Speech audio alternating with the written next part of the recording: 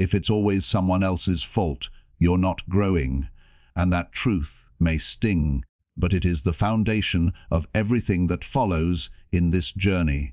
Because as long as you are in the habit of blaming others, you will remain stuck in the exact place you are right now, repeating the same mistakes, reliving the same frustrations, and circling the same obstacles without ever moving forward. Because excuses create illusions, illusions that make you feel safe, illusions that convince you that your lack of progress is someone else's responsibility, illusions that make it seem as if life owes you something more than what you've already received. But deep down you know, just as I know, that as long as you hold on to those illusions, you are trading your potential for comfort, your power for pity, your future for the false safety of victimhood. And that is why this chapter is not simply an introduction. It is the mirror you must face. It is the moment you stop telling yourself the story of why you couldn't and begin telling yourself the truth of how you will.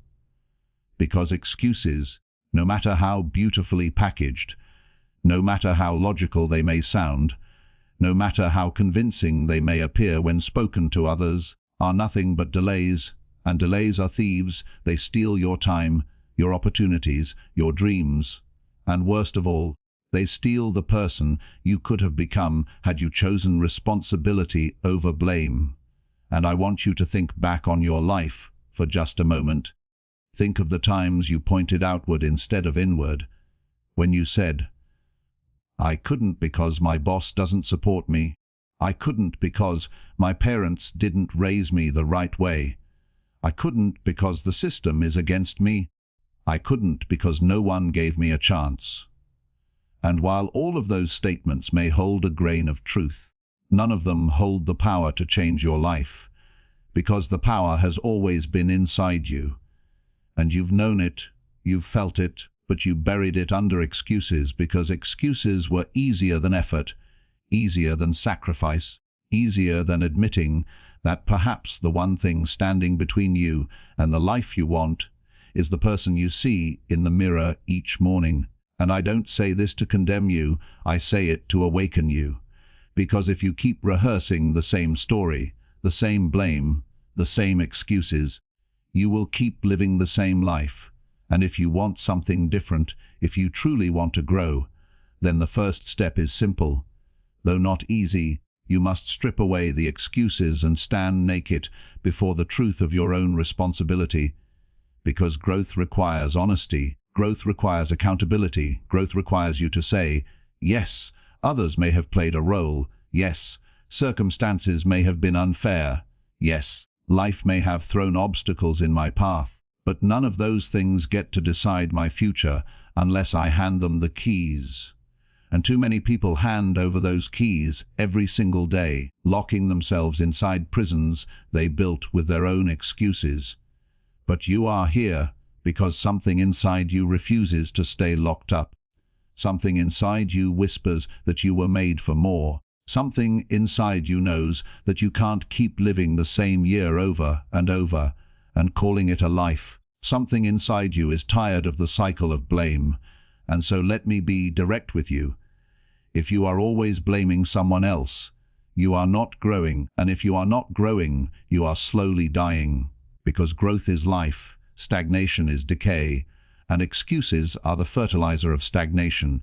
And the longer you feed them, the deeper your roots sink into the soil of mediocrity.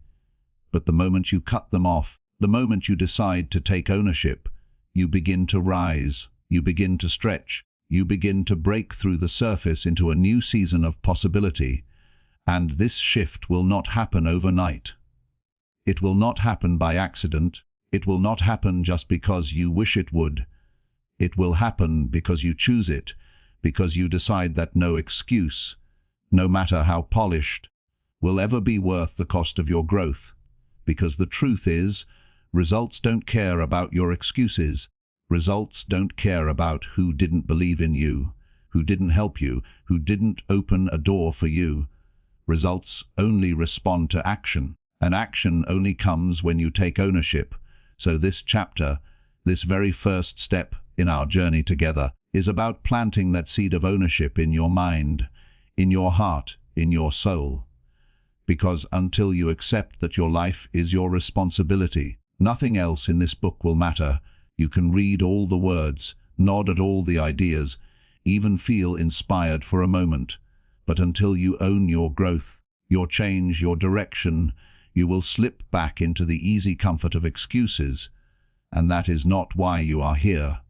You are here because you are ready, maybe scared, maybe unsure, but ready to hear the truth you've avoided, ready to stop pointing fingers, ready to say, I may not be where I want to be yet, but I will not stay where I am, and I will not blame anyone else for the choices I now make. And once you reach that point, once you take that level of responsibility, life changes, not because life suddenly becomes easier, not because obstacles disappear, but because you no longer waste your energy blaming the wind for not blowing in your direction. Instead, you learn to adjust your sails. You no longer waste your strength complaining about the storm. Instead, you build a stronger shelter. You no longer waste your breath saying why it can't be done. Instead, you find the way to do it. And that shift, that pivot from excuse to ownership, is the pivot from stagnation to growth. And so as this chapter closes, remember this one truth above all others. If it's always someone else's fault, you're not growing. But the moment you stop handing out blame and start holding yourself accountable, you will unlock the power to change your life, your future, your legacy, because excuses only ever build walls, but responsibility builds doors, and every door you open takes you one step closer to the results you've always wanted. Responsibility is power, not punishment, and until you see it that way, you will always resist it, because the very word responsibility can feel heavy. It can feel like a burden. It can sound like a sentence handed down in a courtroom, as if someone is demanding that you carry weight that was never meant to be yours. But I want you to understand that this way of thinking is one of the greatest lies that keeps people weak, because responsibility is not a weight that breaks you. It is the very force that builds you. It is the tool that shapes your strength. It is the evidence that you are alive, capable, and free.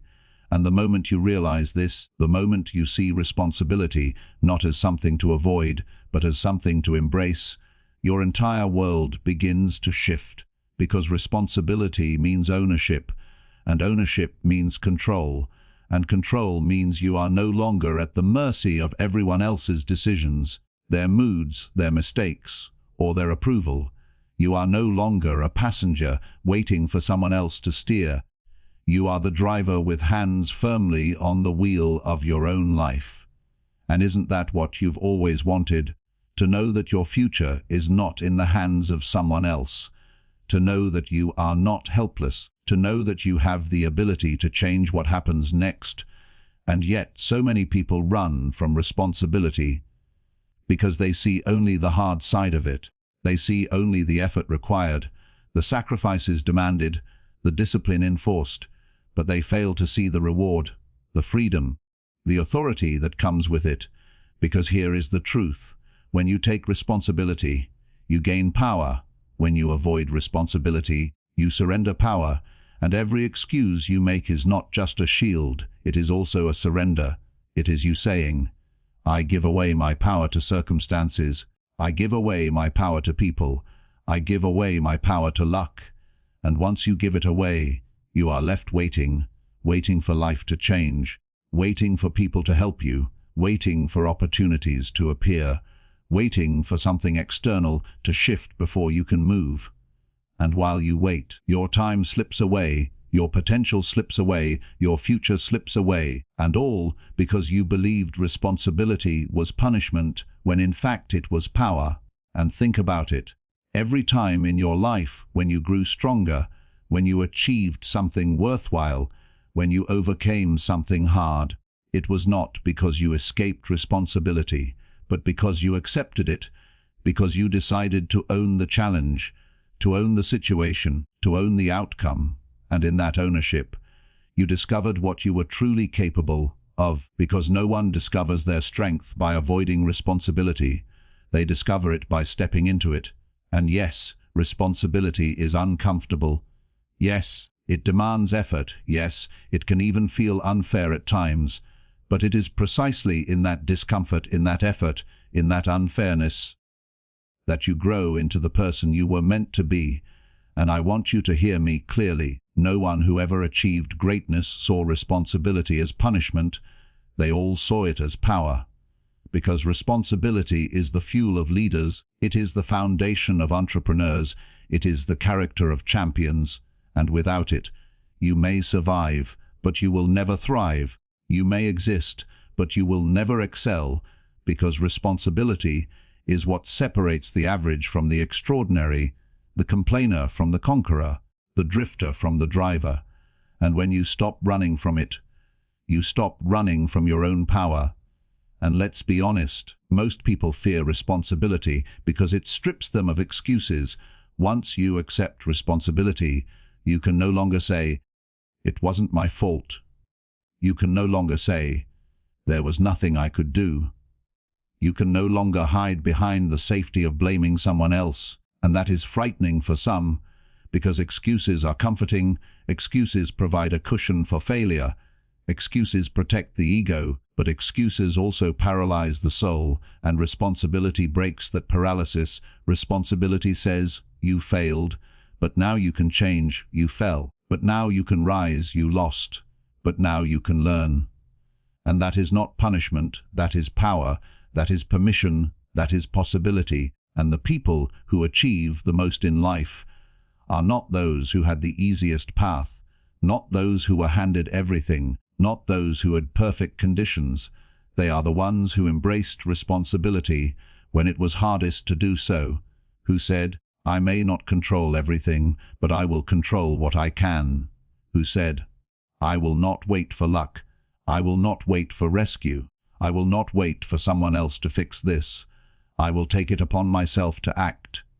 And every time you make that choice, every time you claim responsibility, you expand your power, and you shrink your excuses, and life responds differently to you.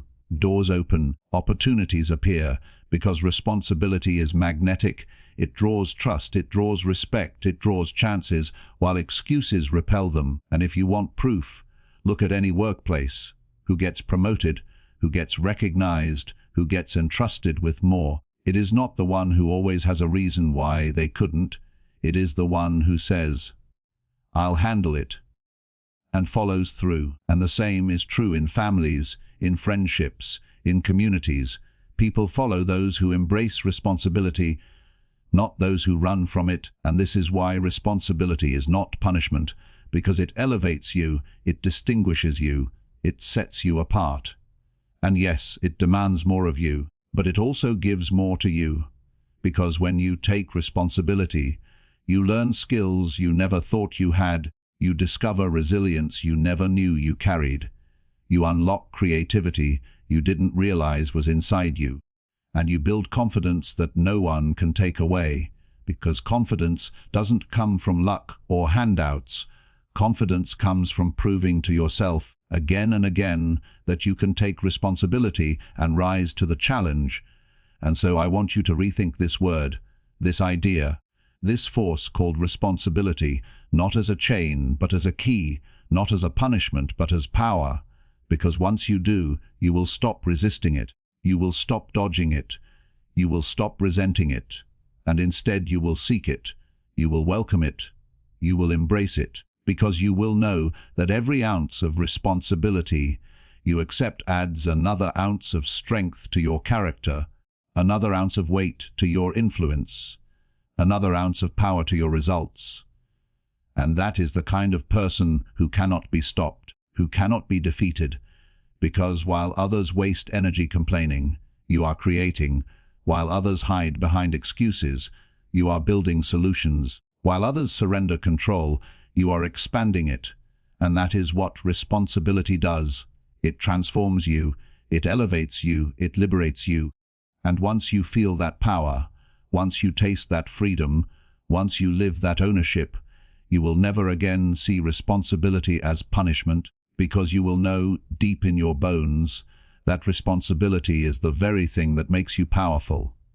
Excuses are comfortable lies, and the danger of a comfortable lie is that it feels good enough to keep you stuck, safe enough to keep you small, and believable enough to keep you from ever questioning it. Because excuses are not usually wild, outrageous fantasies. They are subtle half-truths. They are carefully crafted stories that sound reasonable to you and to others.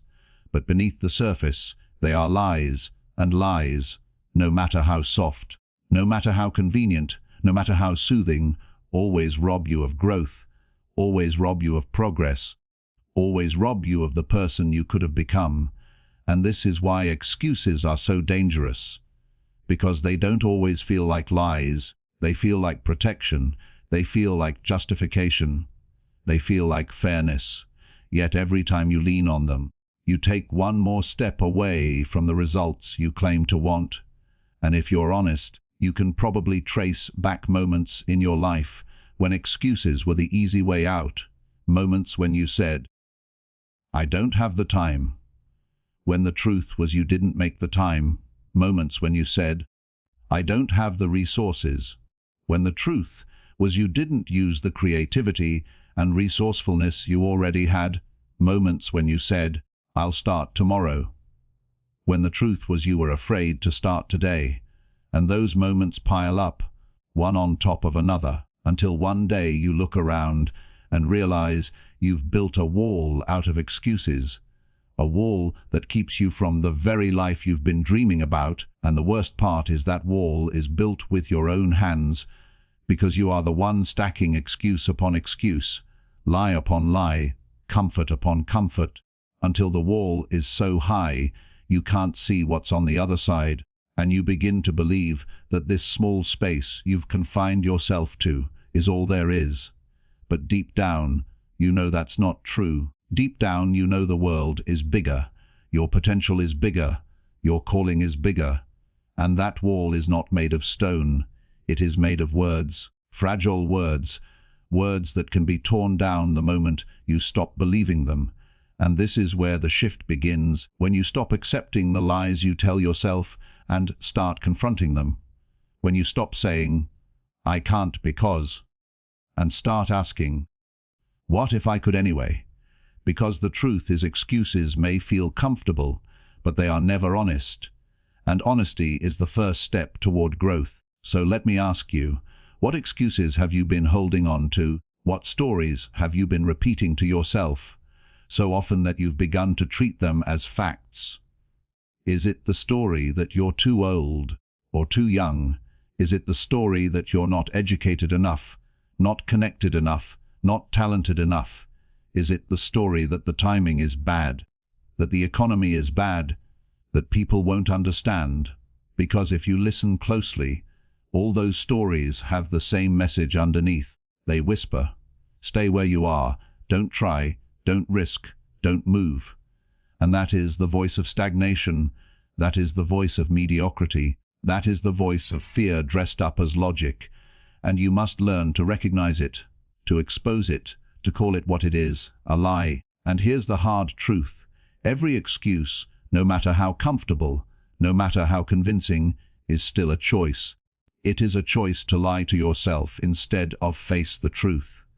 It is a choice to stay where you are instead of go where you could. It is a choice to protect your pride instead of pursue your progress. And every time you choose an excuse, you are making a trade. You are trading your potential for your comfort, your growth for your safety, your future for your present ease. And that trade is never worth it, because comfort never built greatness, safety never built legacies, lies never built freedom, only truth does. And the truth may be uncomfortable, it may be heavy, it may sting, but it will also set you free, because when you finally admit, "I didn't fail because I lacked time, I failed because I didn't manage my time." When you admit, "I didn't fail because the world is against me, I failed because I let fear dictate my actions." When you admit, "I didn't fail because of them, I failed because I didn't take responsibility." That kind of honesty, as hard as it is, gives you the power to change, because you cannot change what you will not face. You cannot fix what you will not admit. And as long as you are wrapped in the blanket of comfortable lies, you will stay exactly where you are. But when you throw it off, when you expose yourself to the raw air of truth, yes, it may be cold, yes, it may be uncomfortable, but it will also wake you up. It will also make you alive, and that is what growth requires. And this is why excuses are so dangerous, because they keep you asleep, they rock you into complacency, they whisper sweet nothings while stealing everything, and the people who achieve results are not the ones who never felt tempted by excuses. They are the ones who refused to let those lies live. They are the ones who questioned every excuse, challenged every justification, dismantled every false story until only truth remained, because results demand truth, and excuses cannot survive in the presence of truth. And so from this moment on, I challenge you to confront the lies you've been telling yourself, to write them down, to say them out loud, and then to ask, is this the truth, or is this the excuse? And if it is an excuse, tear it down, replace it with ownership, replace it with possibility, replace it with the courage to act. Because every time you replace an excuse with action, you weaken the wall, and every time you weaken the wall, you catch a glimpse of the life waiting for you on the other side. And once you see it, once you taste it, once you realize how close it is, you will never again want to settle for comfortable lies. You will never again want to live behind excuses, because you will know that while lies may comfort you for a moment, only truth can transform you forever. And so let me say it once more in words that you cannot forget. Excuses are comfortable lies. They will hold you in the prison of mediocrity as long as you let them. But the moment you face the truth, the moment you strip away the comfort, the moment you say, I will no longer deceive myself, I will no longer trade my future for a lie, that is the moment you begin to grow, to move, to rise, because excuses may have been your story yesterday, but they don't have to be your story tomorrow. Results don't care about your reasons, and this is one of the hardest truths to accept, because deep down, every one of us wants our effort to matter. We want the struggle to count. We want the world to say, I see how hard you tried, and that is enough. But the reality of life is much harsher and much clearer. Life does not reward intention, it rewards execution. It does not reward effort, it rewards outcome. It does not reward the length of your story, it rewards the weight of your results. And that is why so many people stay stuck, because they are confusing reasons with results. They are telling themselves that explaining why they failed is just as meaningful as actually succeeding. But explanations don't build legacies. Explanations don't pay bills. Explanations don't change lives. Results do. And this is why excuses feel so dangerous. Because they make you feel as if you've done something when you haven't. They make you feel as if talking about the obstacle is the same as overcoming it. But life doesn't work that way. Results don't care that you were tired. Results don't care that you didn't have enough support. Results don't care that people misunderstood you. Results don't care that the odds were stacked against you. Results don't even care if you did your best. Results only measure what was achieved, what was completed, what was delivered. And though that may sound cruel, it is also liberating, because it means if you can shift your focus from reasons to results, you can stop living in the shadow of your excuses and step into the light of your power. Because here's the truth. You cannot deposit reasons into a bank account. You cannot feed your family with reasons. You cannot leave a mark on this world with reasons, but you can do all those things with results.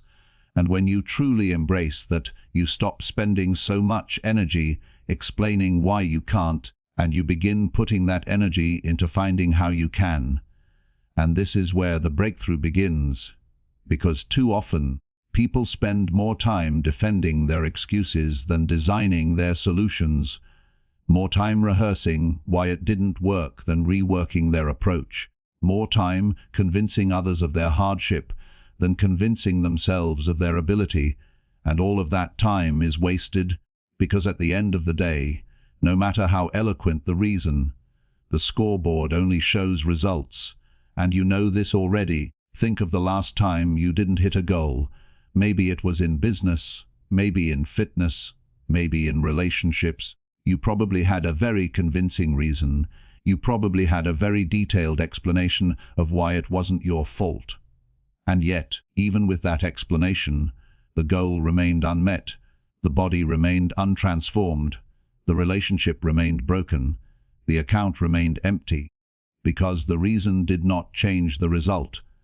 And that's when you must realize that you have a choice. You can keep polishing your reasons until they shine like trophies, or you can put them aside and focus on what will actually move you forward. And this is not about being harsh on yourself. It is about being honest with yourself, because honesty is the beginning of growth. And growth comes only when you stop comforting yourself with reasons and start challenging yourself to produce results. And think about the people you admire, the ones who inspire you, the ones whose stories you look up to. Do you remember their reasons, or do you remember their results? When you think of leaders, inventors, athletes, creators, you don't quote their excuses, you quote their achievements.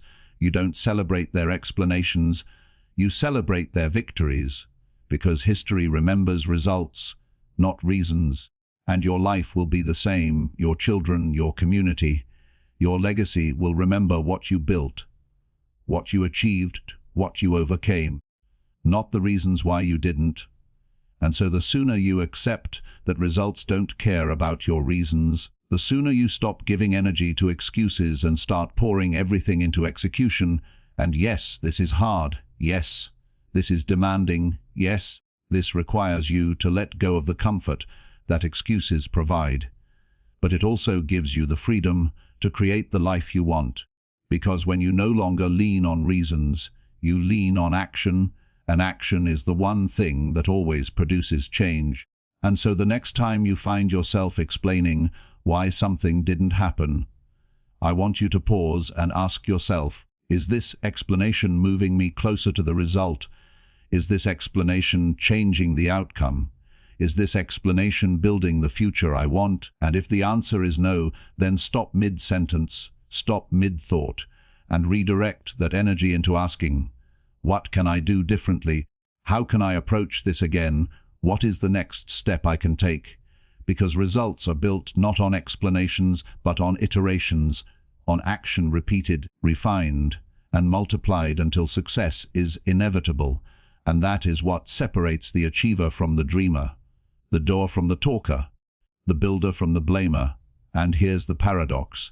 When you finally start focusing on results instead of reasons, you discover that you don't need to explain yourself as much, because your results will speak for you. Your results will silence the doubters. Your results will answer the critics. Your results will prove the people wrong who once told you that you couldn't. And more importantly, your results will silence the excuses you once believed yourself, because nothing kills an excuse faster than evidence, and results are evidence. They are proof, undeniable proof, that you didn't just wish, you worked, that you didn't just dream, you did, that you didn't just explain, you executed. And so let me leave you with this. Every day you wake up, you will face a choice, the choice between reasons and results, between excuses and execution, between stories and success. And every day that you choose results, you build momentum, you build confidence, you build a life that doesn't need justification, because it already has evidence. And that evidence is the only thing that truly matters. So remember, the world does not owe you recognition for your reasons, but it will always respect your results.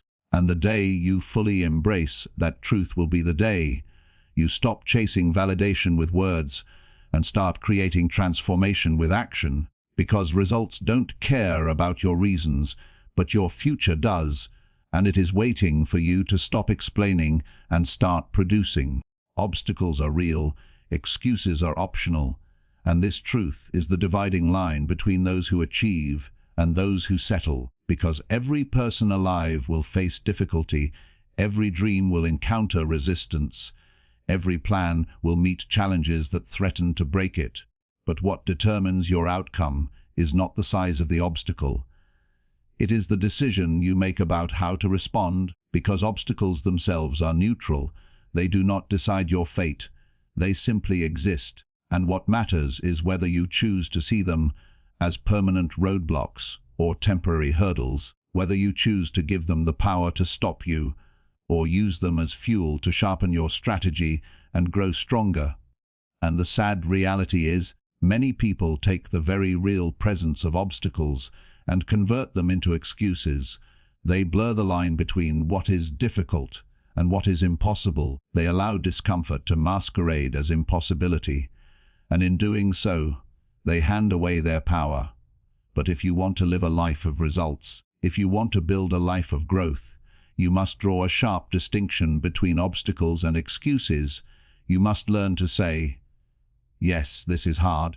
Yes, this will take more from me than I expected, but it will not stop me, because difficulty is not destiny. And when you begin to adopt that perspective, your entire relationship with challenge transforms, because challenges no longer feel like evidence that you are failing. They feel like proof that you are growing. And if you think about it, every meaningful success story in history is one of someone facing enormous obstacles and refusing to turn them into excuses, whether it is the entrepreneur who lost their funding 3 times, but kept reinventing their approach until their vision came to life, or the athlete who grew up without resources but trained in borrowed shoes until they became a champion, or the student who worked nights and studied days to build a future no one thought they could achieve. The common thread is not ease. It is ownership, the refusal to let an obstacle define them. And that same possibility exists for you, because while you cannot always choose the obstacles life places in your way, you can always choose whether you let them become excuses or whether you turn them into energy.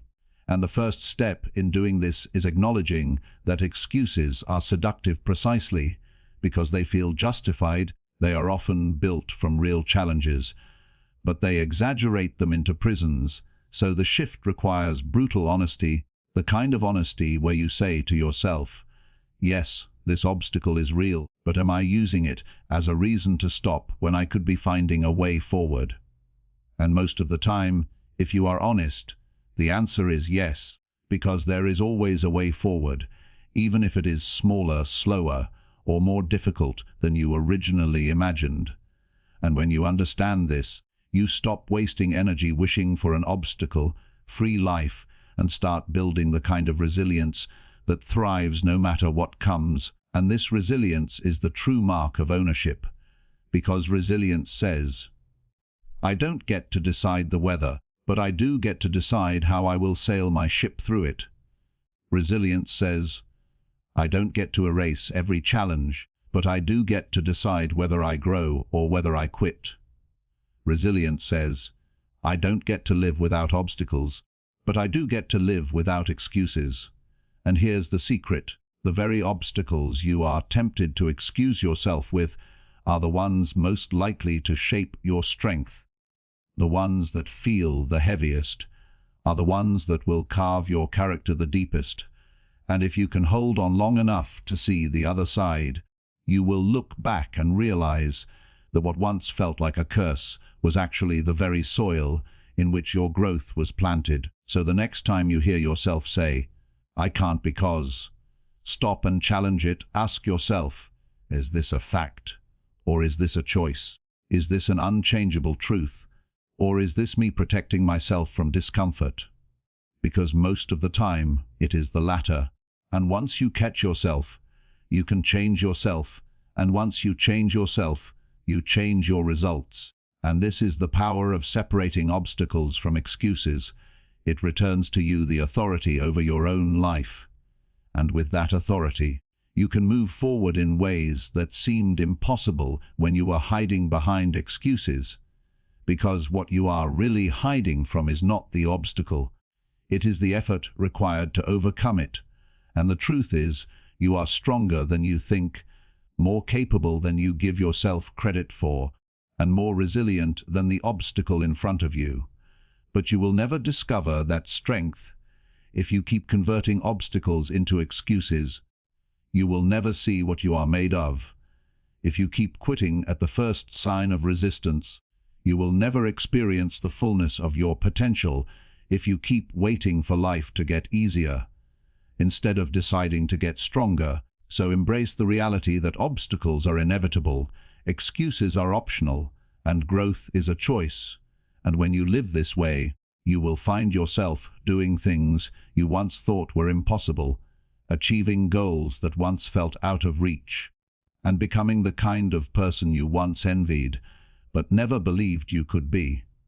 Because it was never about a life without obstacles, it was always about a life without excuses, and that life begins the moment you stop surrendering to difficulty and start rising above it. Discipline is freedom, and though at first those words may sound like a contradiction, as if discipline is the opposite of freedom, the reality is that the people who experience the deepest levels of freedom in their lives are the ones who have learned the power of discipline, because without discipline, your life is ruled by impulses, by distractions, by whatever emotion or circumstance dominates you in the moment, and that is not freedom, that is slavery to chaos. But when you develop discipline, you build a structure that protects your priorities, a system that keeps you moving toward your goals regardless of how you feel in any given moment.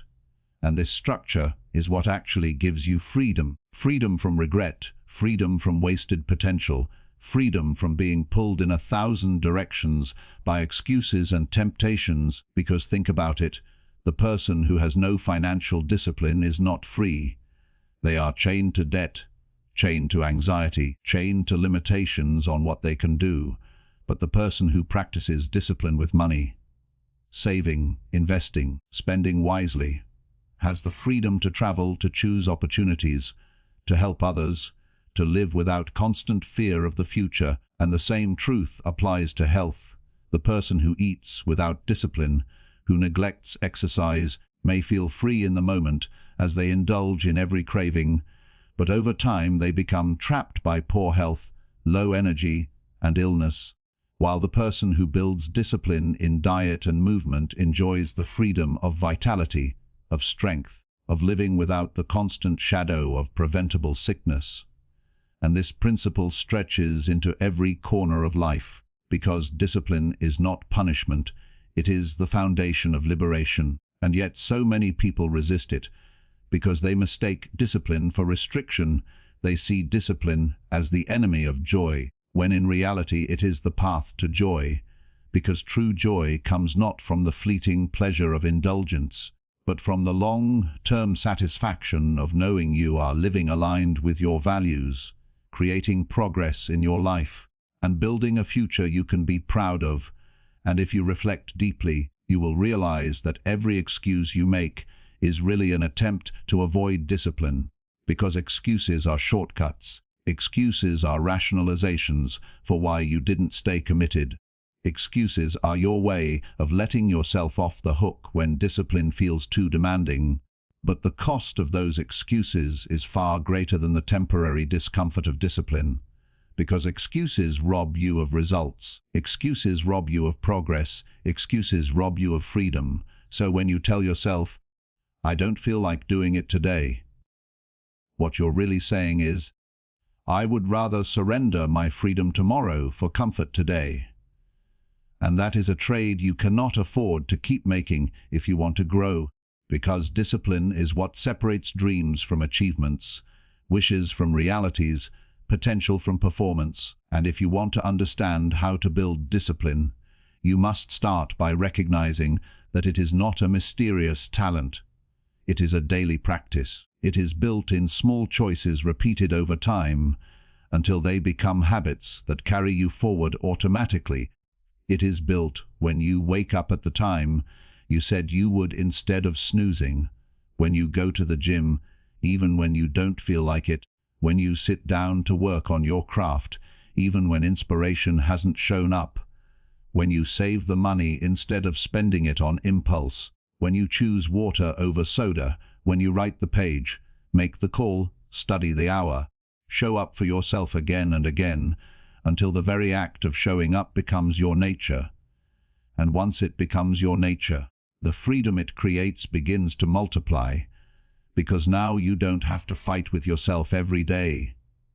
You don't have to negotiate with laziness. You don't have to argue with your excuses. You simply do what you said you would do. And that consistency compounds into confidence, and that confidence becomes momentum, and that momentum becomes achievement.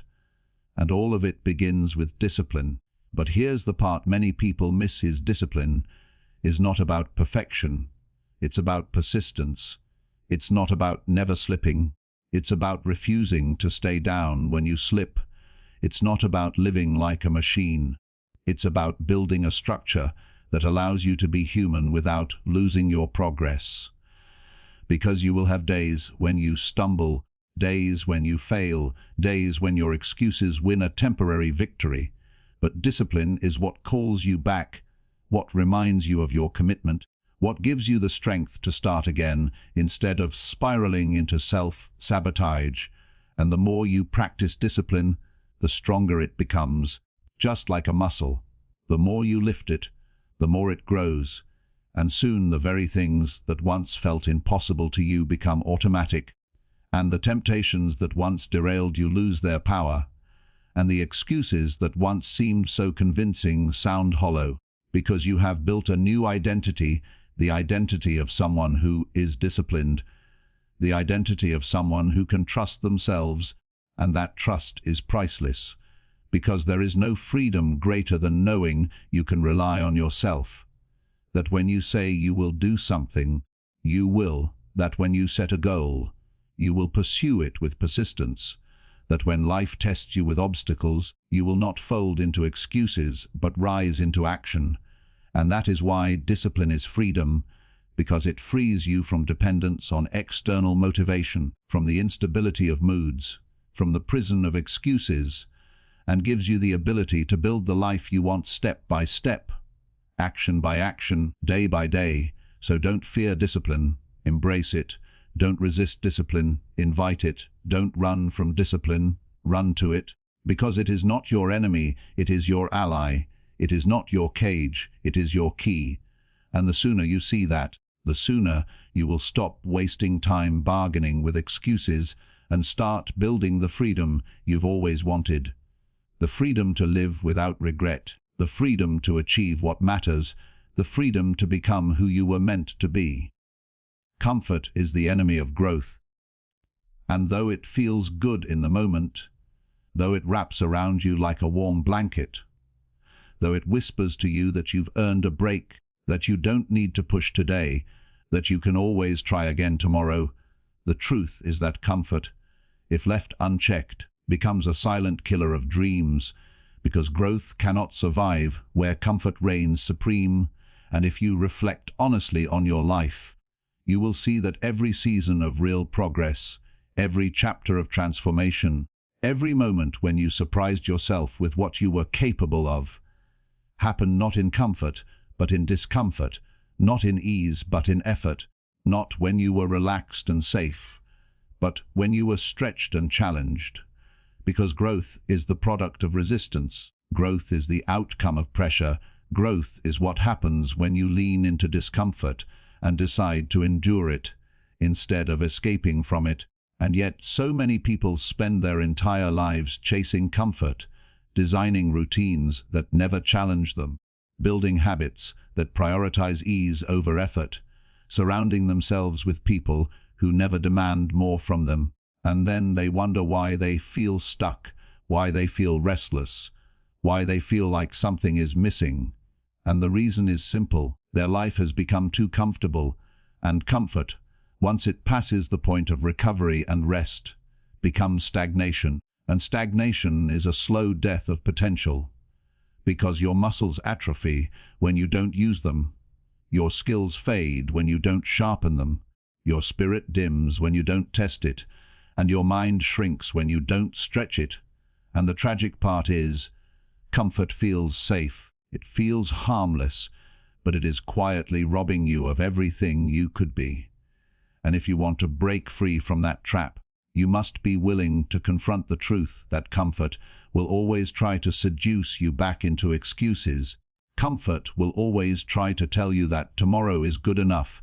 Comfort will always try to argue that effort is unnecessary, and unless you develop the courage to resist it, you will wake up one day realizing that years have passed and nothing has changed, that you have lived a life of settling instead of striving, of existing instead of expanding, and that realization is painful, but it is avoidable, because the antidote to comfort is choice.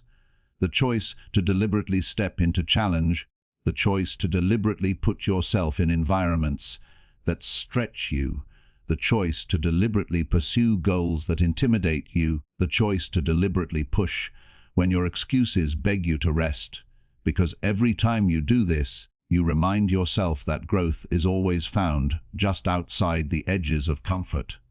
And if you think about it, everything you now consider comfortable was once uncomfortable. The job you now find easy was once overwhelming. The skills you now perform automatically were once difficult. The conversations you now have with confidence once made you anxious, and that is proof that discomfort is temporary, proof that if you lean into it long enough, what once scared you will one day strengthen you, and if you truly desire to grow, you must fall in love with that process. You must see discomfort not as an enemy, but as a teacher, not as punishment, but as preparation, not as pain, but as progress. And you must be willing to build a lifestyle that chooses growth over comfort again and again, because growth is not a single event, it is a daily decision. A decision to do the workout instead of skipping it, to make the call instead of avoiding it, to have the hard conversation instead of hiding from it, to read the book instead of scrolling endlessly, to practice the skill instead of procrastinating, to wake up early instead of sleeping in, to stretch yourself in every way your excuses tell you not to. Because every one of those decisions is a declaration that you value growth over comfort, and over time, those decisions compound, they add up, they multiply, until one day you realize you have become stronger, smarter, more resilient, more capable, and all because you refuse to let comfort lull you into mediocrity. And make no mistake, mediocrity is the natural result of a comfortable life, because when you prioritize comfort, you are prioritizing what feels good over what makes you good. And the people who achieve excellence are not those who never feel discomfort. They are the ones who willingly endure it, embrace it, and even seek it out, because they understand that comfort will never give them what growth will. And you can do the same. You can decide today that you will stop protecting yourself from every discomfort. You can decide today that you will stop making excuses every time the road gets difficult. You can decide today that you will stop letting comfort dictate your choices, because comfort is not the goal, growth is. Comfort is not the prize, progress is. Comfort is not freedom, it is a trap disguised as freedom, and true freedom comes only when you grow strong enough, capable enough, resilient enough to handle whatever life throws at you. And that strength, that capability, that resilience can only be forged in the fire of discomfort. So stop worshipping comfort, stop waiting for life to be easy, stop wishing for the path of least resistance, and instead embrace the path of growth.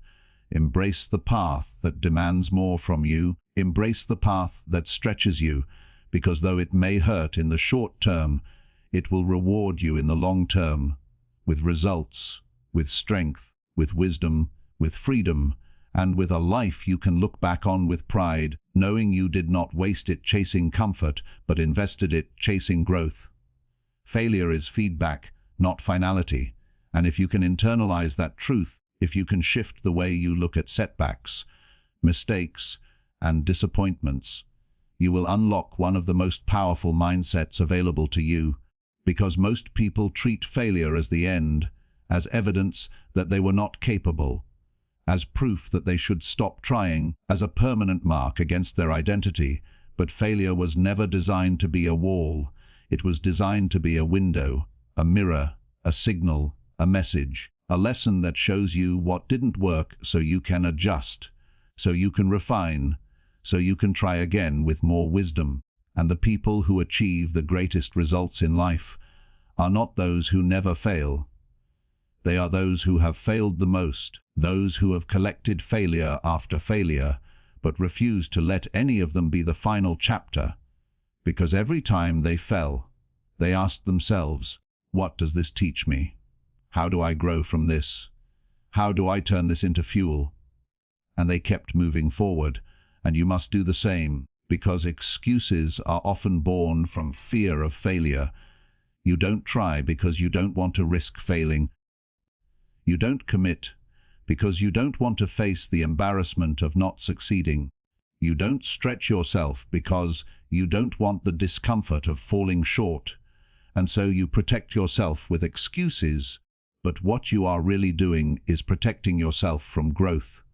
Because growth requires failure, growth requires friction. Growth requires trying and missing and trying again. And if you can learn to reinterpret failure not as a verdict, but as feedback, you will begin to see it as a gift. Because failure carries information you cannot get from success. Success can make you complacent. Success can trick you into thinking you've mastered everything. Success can keep you blind to weaknesses, but failure shines a spotlight on what you need to improve. Failure humbles you. Failure refines you. Failure forces you to face reality and adjust. And that process, painful though it may be, is the very process that produces greatness. And if you doubt that, just look at the stories of innovators, creators, athletes, leaders. Every one of them has a history of failure. Thomas Edison famously said he did not fail 1,000 times when creating the light bulb. He discovered 1,000 ways that did not work. Michael Jordan spoke openly about the shots he missed, the games he lost, the failures that shaped his hunger and discipline. Authors like J.K. Rowling were rejected countless times before their words were accepted.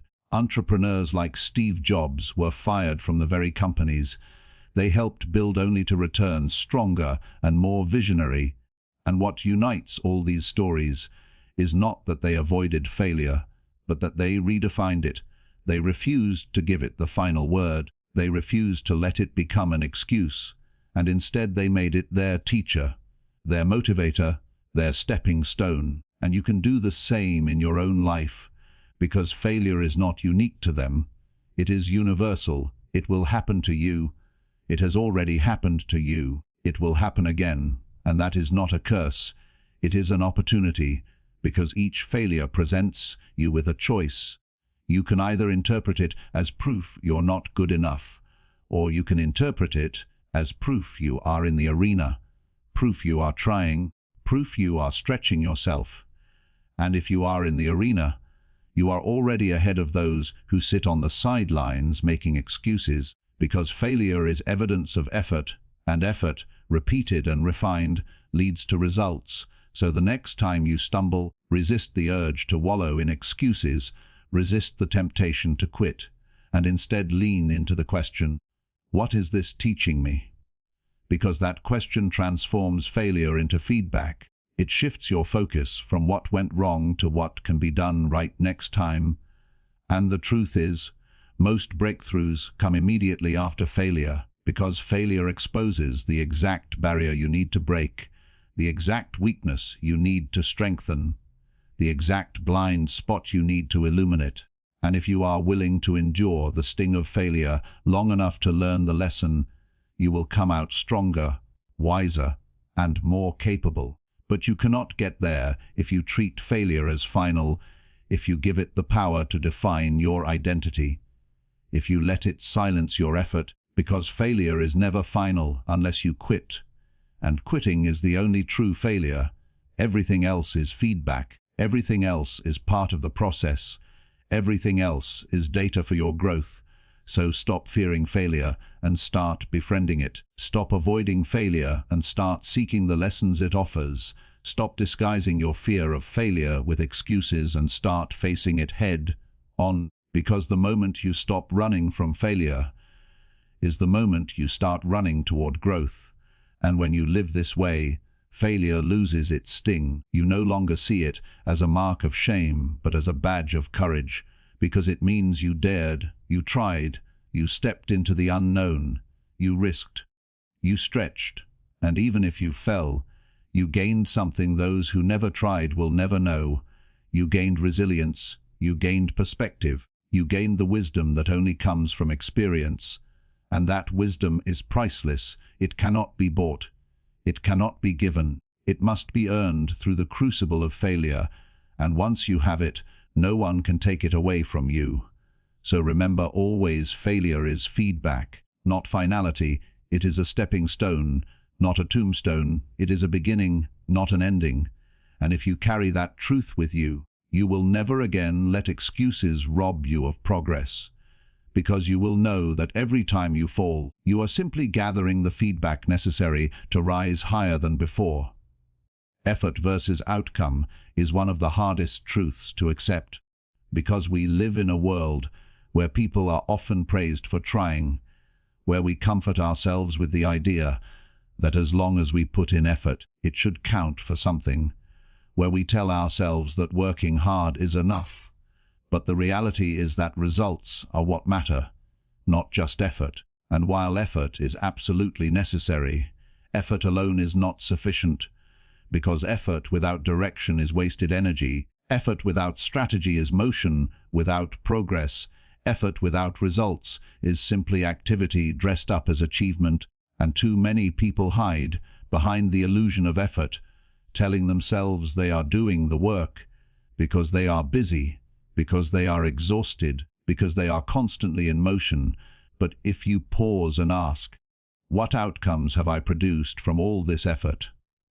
Often the answer is uncomfortable, because the gap between effort and outcome reveals the truth, that energy spent without effectiveness is nothing more than disguised excuses. And if you truly want to grow, if you truly want to achieve, you must stop confusing business with progress. You must stop rewarding yourself for effort alone and begin holding yourself accountable to results, because life will not grade you on how many hours you worked. It will grade you on what those hours created. Life will not ask how much energy you burned. It will ask what you built. Life will not care how many excuses you cloaked in the disguise of trying. It will only measure whether you executed. And this shift is critical, because people love to live in the comfort of effort. They love to say, "At least I tried," because it protects their ego from the sting of not achieving. It makes them feel safe in the idea that their failure was not their fault, that the universe simply didn't reward them. But the truth is, effort without outcome is incomplete. It is unfinished work, and growth requires you to be brutally honest with yourself, to ask not just, did I try, but did I achieve? To ask not just, was I busy, but was I effective? To ask not just, did I put in hours, but did I create results? And when you start holding yourself to that standard, excuses begin to fall away, because many excuses hide behind effort. Many people use effort as their shield, saying, "I worked so hard. I don't understand why nothing is changing." But when you peel back the layers, you often find wasted time, unfocused energy, lack of discipline, or fear disguised as activity. And when you remove those illusions, you are left with the raw truth that effort only matters when it produces something, because the world does not reward effort. It rewards effectiveness. The world does not honor motion, it honors results. And once you internalize that, you stop giving yourself gold stars for half-finished progress and start demanding completion. You stop being satisfied with attempts and start being obsessed with outcomes. And that obsession is not unhealthy. It is necessary, because results are the only true evidence of growth. And if you want to measure your progress in life, don't measure it by how tired you are. Measure it by how much closer you are to your goals. Don't measure it by how many hours you worked. Measure it by how much you accomplished. Don't measure it by how hard you pushed. Measure it by how far you moved. Because outcomes are the scoreboard, and the scoreboard doesn't lie, and this doesn't mean effort isn't important. It means effort must be directed, it must be intentional, it must be strategic, because effort plus strategy equals outcome. Effort plus consistency equals outcome. Effort plus discipline equals outcome. But effort by itself, scattered and unfocused, equals nothing more than frustration. And too many people live in that frustration, spinning their wheels year after year, telling themselves they're doing the work, but never seeing results, because they haven't learned to turn effort into outcome. And the way you make that shift is by building clarity and accountability into everything you do. Clarity means knowing exactly what outcome you are pursuing, not just saying, "I want to get healthier," but saying, "I want to lose 20 pounds, not just saying, "I want to grow my business," but saying, "I want to generate 50 new clients," not just saying, "I want to save money," but saying, "I want $10,000 in the bank." Because clarity sharpens effort, clarity directs energy, clarity eliminates the excuses that hide in vague intentions, and accountability means holding yourself to the outcome, not just the effort. It means saying, "I will not congratulate myself simply for trying. I will not excuse myself with business. I will only measure my success by whether I hit the target I set." And when you adopt that mindset, you stop wasting time on empty motions. You stop glorifying effort that doesn't matter. You stop tolerating excuses dressed up as hard work. And you begin demanding results from yourself. And that demand will change everything. It will change the way you plan. It will change the way you execute. It will change the way you evaluate your progress. Because now you are no longer satisfied with being tired. You want to be effective. You want to move forward. You want to create change. You want to produce results. And once you begin producing results, you will realize that all the excuses you once leaned on were simply lies designed to keep you comfortable, lies designed to protect your ego, lies designed to justify wasted effort. And you will see that freedom, growth, and success are never built on effort alone. They are built on outcomes.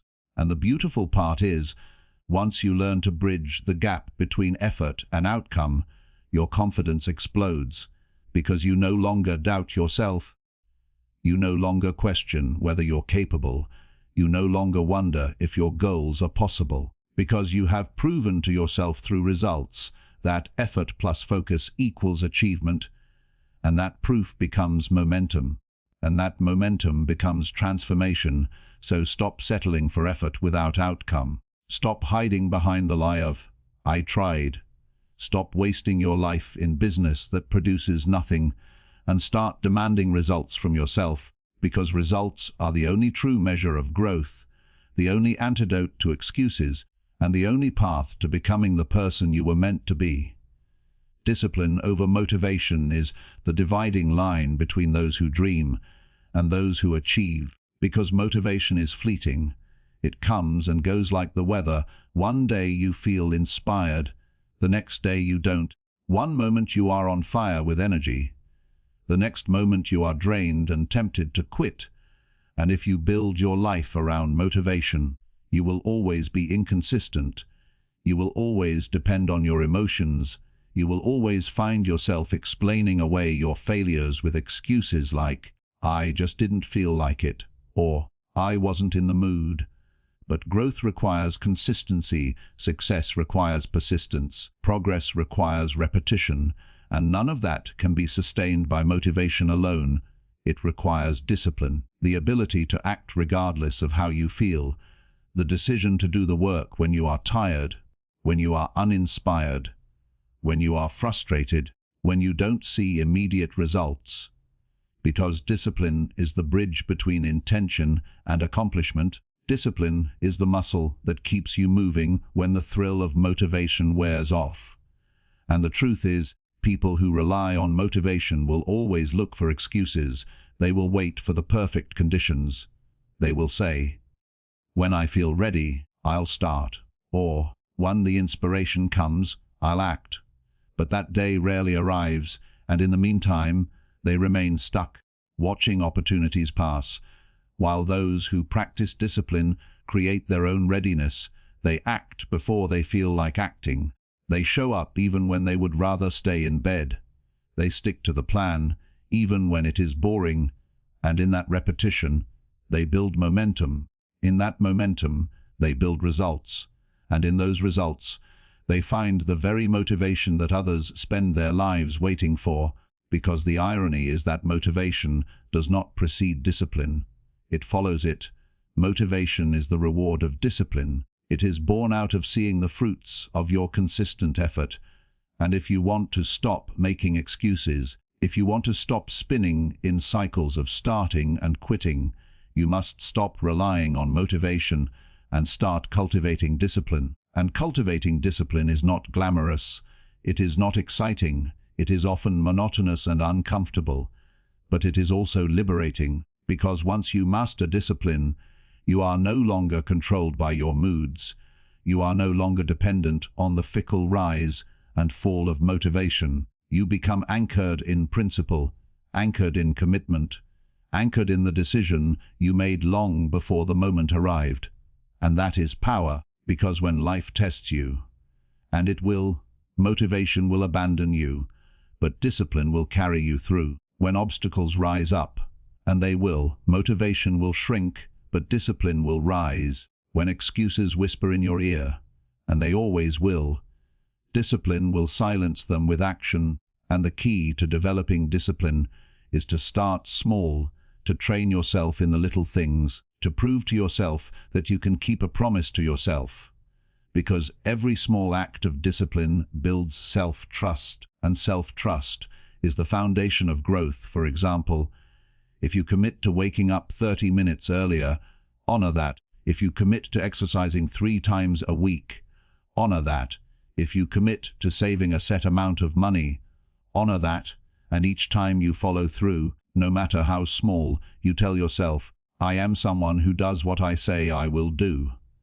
And that identity is more powerful than any surge of motivation, because it creates consistency, and consistency compounds into results, and results fuel confidence, and confidence fuels greater discipline. And soon you realize you no longer need to chase motivation at all, because you are carried by the strength of your own habits.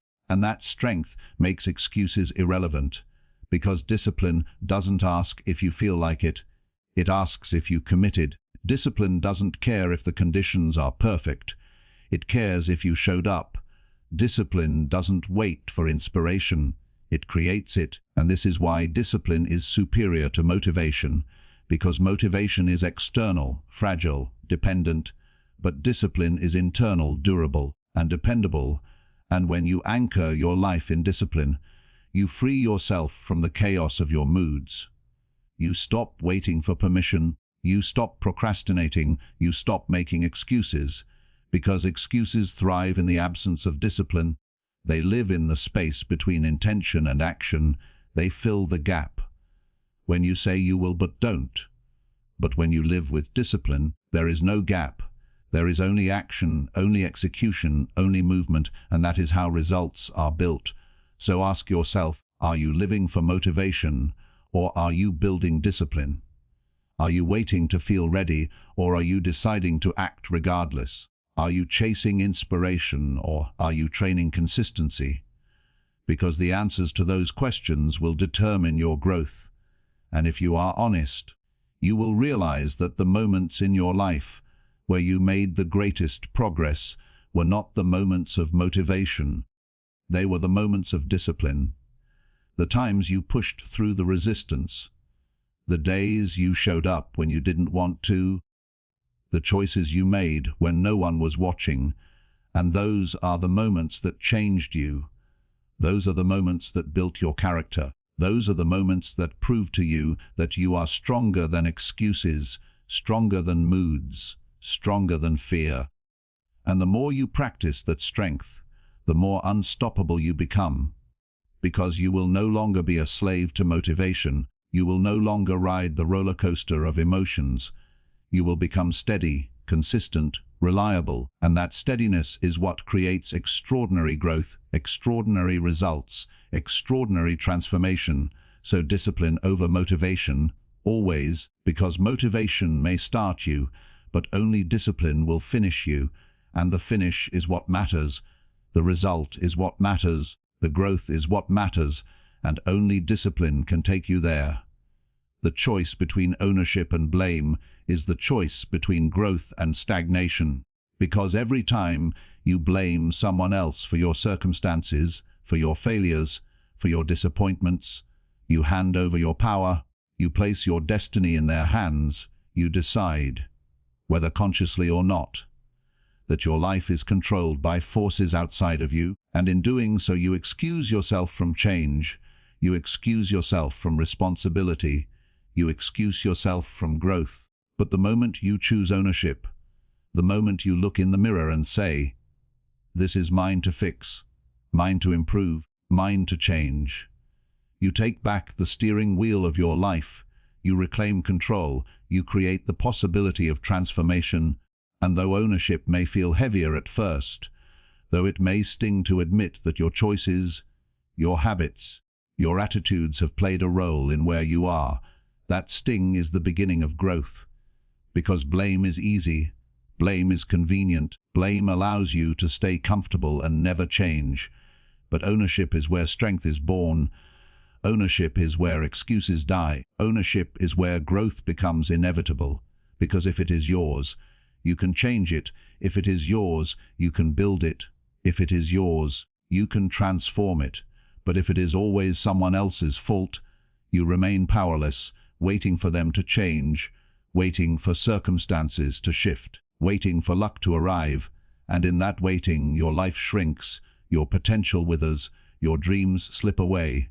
So the question is simple: will you choose ownership or will you choose blame? Will you live empowered or will you live excused? Will you take responsibility or will you hand it away? And the answer to that question determines everything, because those who grow, those who achieve, those who rise are not the ones with the easiest circumstances.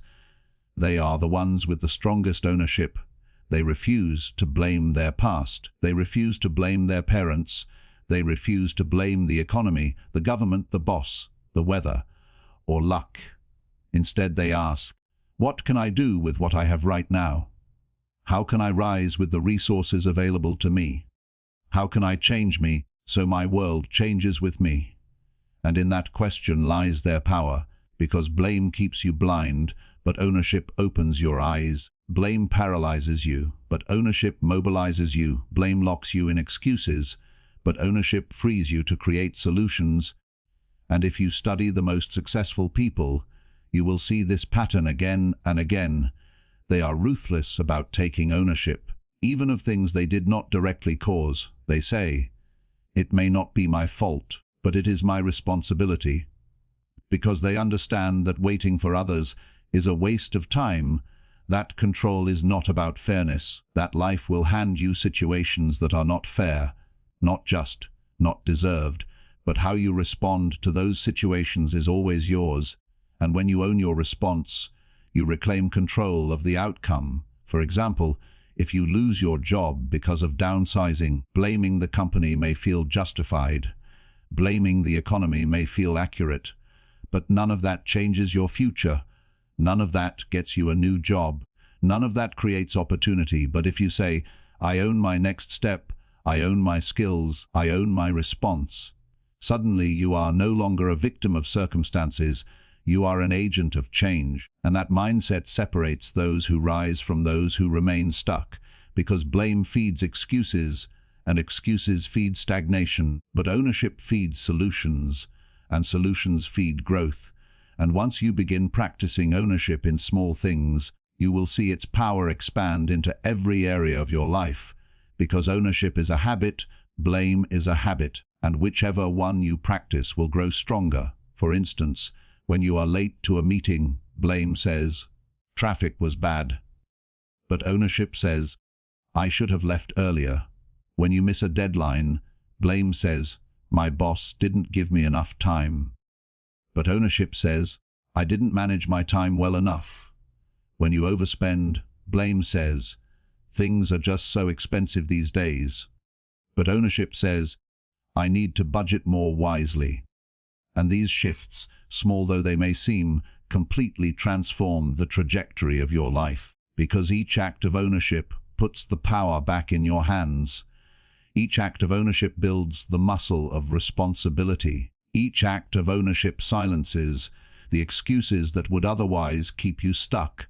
And while blame feels lighter in the moment, ownership carries you further in the long run, because ownership forces you to grow, it forces you to change, it forces you to improve.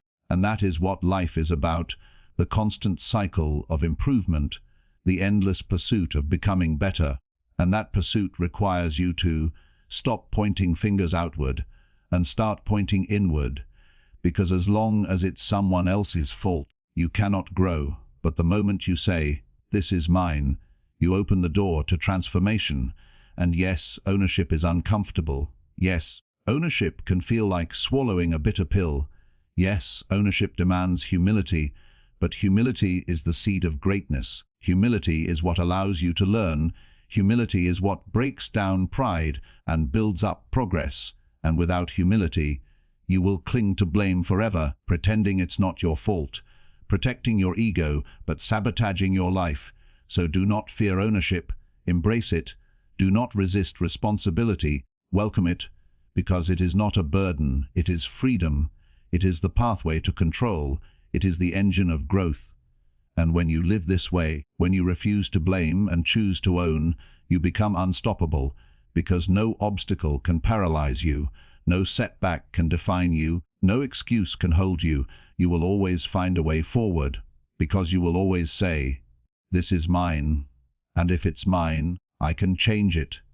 And that simple but powerful mindset will carry you further than talent, further than luck, further than circumstance, because ownership is the antidote to excuses, and excuses are the poison that kills growth. So choose wisely, every day, in every situation, to stop blaming and start owning, because your future depends on it. Consistency over intensity is one of the most underrated truths about growth, achievement, and lasting success, because far too many people believe that the key to change lies in massive, dramatic bursts of effort. They get excited, they dive in with passion, they work like maniacs for a short season, but then they burn out, they quit, they fall back into old patterns, and the cycle repeats, leaving them frustrated and stuck. And this happens because intensity is seductive, it feels good. It makes you feel like you're doing something big, like you're taking control of your life, like you're finally making progress. But intensity without consistency is nothing more than a spark that burns brightly and dies quickly, while consistency, even if small, even if unimpressive, compounds over time into unstoppable momentum. And if you want to break free from excuses, you must stop chasing intensity and start committing to consistency, because excuses thrive in the spaces between your bursts of effort. Excuses creep in during the downtime, during the gaps, during the days when your energy fades, and if you rely only on intensity, you will always leave room for excuses to take root. But consistency starves excuses. Consistency leaves no space for them. Consistency builds habits, and habits run your life, because once something becomes a habit, you no longer debate it, you no longer argue with yourself about whether you should or shouldn't, you simply do it. And that is how lasting change is built, not in the glory of one big effort, but in the quiet repetition of small actions done day after day after day. So if you want results, stop asking yourself how intensely you can push for a week and start asking yourself what you can sustain for years, because growth is not measured in what you can do once. It is measured in what you do consistently. For example, Going to the gym 7 hours in one day will not transform your body, but going 1 hour a day for 7 days will. Cramming all your study into one night will not make you wise, but studying an hour every night for a year will. Saving money once in a while will not make you financially free, but saving consistently every paycheck will. And this is why intensity is deceptive. It makes you feel accomplished in the moment, but without consistency, it produces no real transformation, while consistency, though often boring, though often unseen, though often uncelebrated, produces results that cannot be denied. Because consistency compounds, it multiplies, it builds upon itself, and over time, it turns ordinary actions into extraordinary outcomes. And yet, people resist consistency because it doesn't feel dramatic, it doesn't feel exciting, it feels too simple. But that simplicity is its strength, because excuses thrive on complexity. Excuses love to tell you that you need something big, something special, something perfect, but consistency strips away those lies and says, just show up, just do the work, just repeat. And when you do, you discover the truth that greatness is not built in the moments of intensity, but in the moments of consistency, because it is not what you do occasionally that defines you. It is what you do consistently. It is not the burst of effort that changes your future. It is the steady rhythm of daily action. And if you look closely at the people you admire, the ones who have built remarkable results, you will see not just intensity, but ruthless consistency. The athlete who trains every day, the writer who writes every morning, the entrepreneur who shows up for their business year after year. And what separates them from the majority is not that they work harder in a single moment, but that they work consistently when others stop. They endure when others quit. They keep showing up when others make excuses, and that is why they succeed. Because consistency is more powerful than intensity. Consistency is more trustworthy than motivation. Consistency is more productive than sporadic brilliance. And once you internalize this, your whole approach to growth changes. You stop looking for the perfect burst of inspiration and start building the perfect chain of consistent actions. You stop asking, how much can I do today? And start asking, what can I do every day? You stop idolizing intensity and start respecting consistency, because intensity may win you applause, but consistency will win you results. And if you think about your own life, you can see the evidence, the skills you've mastered, the habits you've built, the progress you've made all came not from one big push, but from consistent effort. And the areas where you've struggled, where you've stagnated, where you've made excuses, those are the areas where you've lacked consistency, not intensity. So the solution is not to wait for a surge of energy, it is to design a rhythm of consistency, to make a plan you can sustain, to commit to actions you can repeat, to build a lifestyle of discipline rather than a season of intensity. Because that is what lasts, that is what endures, that is what transforms. And when you embrace consistency, you discover a new kind of freedom. You are no longer chained to motivation. You are no longer addicted to intensity. You are no longer trapped in cycles of starting and quitting. You become steady, reliable, unshakable, because you know that progress is inevitable if you stay consistent. And that belief silences excuses before they can even speak, because excuses have no power over someone who is consistent. Excuses lose their grip on someone who shows up regardless. Excuses dissolve in the face of repetition, and that is the life you must choose if you want to grow. A life built on consistency over intensity, because in the end, it is not about what you do once in a while. It is about what you do every single day. It is not about how bright the spark is, it is about how long the flame burns. It is not about intensity, it is about consistency, always. Long-term vision versus short-term comfort is the battle that defines every life, because every day you are faced with choices between what feels good now and what will matter later, between the temporary satisfaction of comfort and the lasting reward of vision. And most people, though they claim to want success, growth, or transformation, continually trade away their vision for the fleeting relief of comfort. They hit snooze instead of rising early to build their future. They scroll through distractions instead of investing in their goals. They spend impulsively instead of saving and building wealth. They choose fast food over health, excuses over effort, and pleasure over purpose. And in each small choice, they erode their long-term vision until it is nothing more than a dream they once had. While those who truly grow, those who truly achieve, those who truly transform their lives, learn to reverse this pattern. They learn to endure short-term discomfort for long-term reward. They learn to hold their vision so clearly, so firmly, so passionately in their minds that it outweighs the pull of temporary ease. Because vision is the compass, vision is the map, vision is the reason you endure. And without vision, you will always drift toward comfort, because comfort is easy, comfort is available, comfort is seductive, but comfort never produces growth, never produces greatness, never produces transformation. It produces only stagnation. And the tragedy is that so many people settle into a life of comfort and then wonder why they feel unfulfilled, why they feel restless, why they feel like something is missing.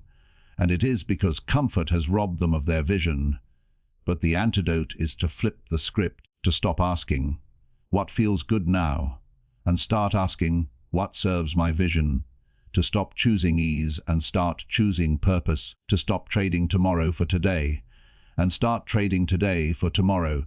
Because the truth is, every sacrifice of comfort is an investment in your vision.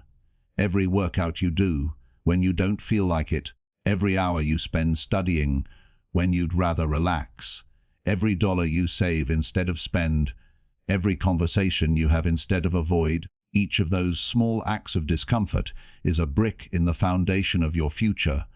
And over time, those bricks build a life you can be proud of. But if you refuse the discomfort, if you always bow to comfort, you will look back and see a life built on sand, a life that crumbles when tested, a life of regret, and regret is the cost of comfort, while fulfillment is the reward of vision. So the choice could not be more clear. Live for the short term or live for the long term. Cling to comfort or commit to vision. And the way you make that choice every day is by reminding yourself what is at stake, by keeping your vision vivid, by revisiting your goals, by visualizing your future, by reminding yourself of the cost of excuses. Because excuses are almost always a plea for comfort. I'm too tired. It's too hard. I don't feel like it. These are nothing more than comfort calling your name, trying to seduce you into giving up your vision. But when you can see clearly what your vision demands, when you can remind yourself what future you are building, you can silence comfort and act in alignment with purpose. And this does not mean you never rest. It does not mean you never enjoy yourself. It means you stop letting comfort lead and start letting vision lead. It means you treat comfort as a servant, not a master. It means you allow rest to refresh you for your vision, rather than replace your vision. And when you live this way, everything changes. Your priorities shift, your habits shift, your results shift. Because vision gives you strength in moments when comfort tempts you. Vision reminds you why you began. Vision pulls you forward when everything in you wants to stop. And that is why the most successful people are vision-driven, not comfort-driven. They are willing to suffer in the short term to win in the long term. They are willing to be misunderstood, criticized, doubted, and mocked. They are willing to sacrifice ease, entertainment, and pleasure because they see something bigger. They see the life they want to build, the person they want to become, the legacy they want to leave. And that vision matters more than the temporary pull of comfort. And you must adopt that same mindset. If you want to grow, you must stop making excuses for why you cling to comfort and start building reasons for why you pursue vision. You must stop lying to yourself that comfort today will somehow magically create results tomorrow and start accepting the truth that only vision-driven sacrifice creates growth. And though it will be hard, though it will sting, though it will feel unnatural at first, it will also be worth it, because each time you choose vision over comfort, you grow stronger, you grow wiser, you grow more resilient, and soon what once felt unbearable becomes normal, what once felt painful becomes routine, what once felt impossible becomes who you are. And that is the power of vision. It transforms discomfort into growth. It transforms sacrifice into progress. It transforms effort into fulfillment. So never forget this battle that rages every day inside you, because every excuse you make is really comfort winning over vision. Every excuse is you saying, "I value what feels good now more than what matters later." But every act of discipline, every choice for vision is you saying, "I value my future more than my comfort. I value my purpose more than my excuses. I value my long-term growth more than my short-term ease."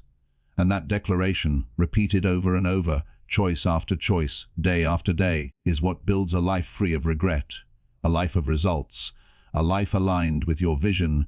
So choose wisely, because comfort will always call to you, but vision will always lead you forward, and only one of them will build the future you desire. The journey ends where it began, with responsibility, but now you understand it not as a burden, but as the foundation of freedom, because everything you have learned in these chapters has pointed back to this truth: your growth, your results, your success, your transformation will never come from excuses, from blame, from comfort, or from denial, but only from full ownership of your choices, your actions, and your destiny.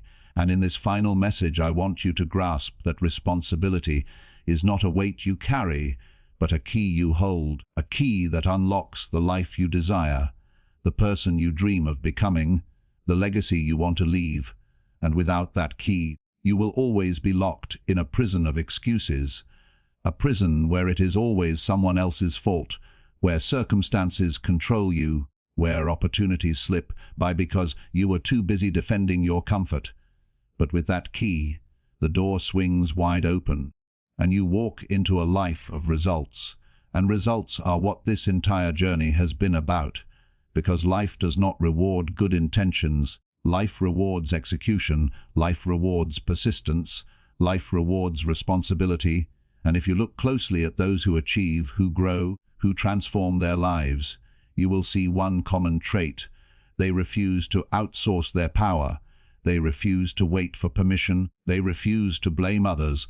They refuse to quit. Instead, they choose responsibility again and again, until responsibility becomes their reflex. And once it does, excuses lose their power, blame loses its appeal, comfort loses its grip, and freedom becomes possible, because responsibility and freedom are two sides of the same coin.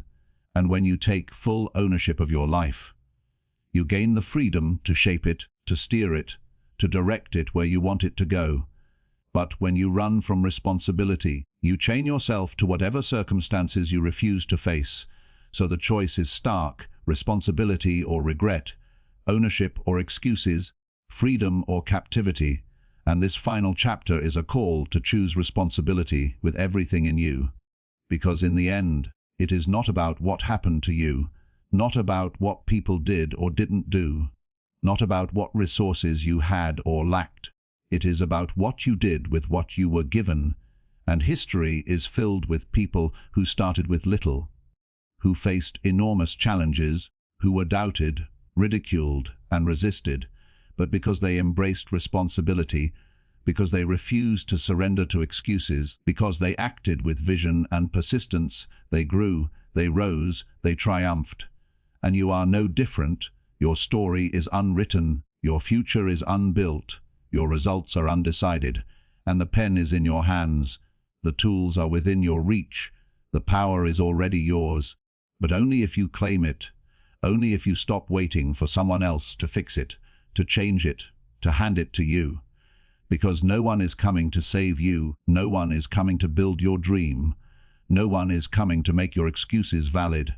It is you, only you, and while that may sound daunting, It is the most liberating truth you will ever know, because it means you already have what you need. You already are equipped to begin, and even if you fail, even if you stumble, even if you fall 100 times, you will still be ahead of where you would have been had you sat still making excuses. Because every act of responsibility moves you forward, every step of ownership builds strength, every choice for results over excuses grows you into the person you are meant to become. And that is why I call this the closing chapter and the beginning chapter at the same time. Because from here, the work is no longer in the listening, but in the doing. No longer in hearing these truths, but in living them. No longer in imagining growth, but in embodying it. So let this be your declaration from this moment on. I will focus on results, not excuses. I will take full ownership of my actions and their consequences. I will endure short-term discomfort for long-term vision. I will stop blaming and start building.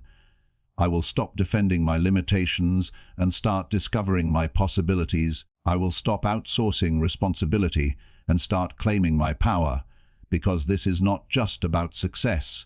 It is about growth, about becoming more than you were yesterday, about refusing to stay stuck, about creating a life you can look back on with pride instead of regret.